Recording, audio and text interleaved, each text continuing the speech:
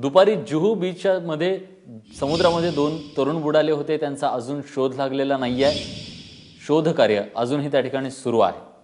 मृत्युंजय सिंग आपले प्रतिनिधी आता आपल्या सोबत आहेत। मृत्युंजय, काही माहिती मिळू शकली आहे का? अश्विन, दुपारी 1 वाजता 5 मुले जुहू चौपाटी या समुद्रात पोहायला गेले होते, तेव्हा हे 5 बुडायला लागले। यामधनं 3 जे मुले आहेत त्यांना सुरक्षित बाहेर काढण्यात आलं, पण 2 मुले बेपत्ता झाले। ते पाण्यात आत गेले, कारण त्यावेळी भरतीचा वेळ होता। तेव्हा ते 2 मुले आहेत, जे 17 वर्ष आणि 21 वर्ष त्यांचं वय आहे।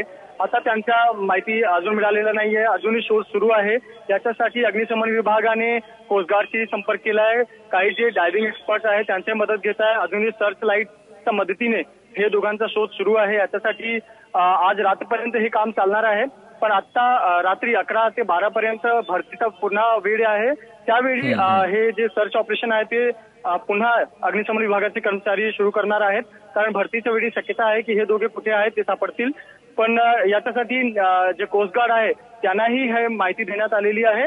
कोस्ट गार्ड ही जे सर्च आणि रेस्क्यू ऑपरेशन आहे या सर्च रेस्क्यू ऑपरेशन मध्ये मदत करत आहे, पण अजूनही हे दोघांचा शोध लागलेला नाही। अश्विन, धन्यवाद मृत्युंजय, तुम्ही दिलेल्या सगळ्या सविस्तर माहितीबद्दल।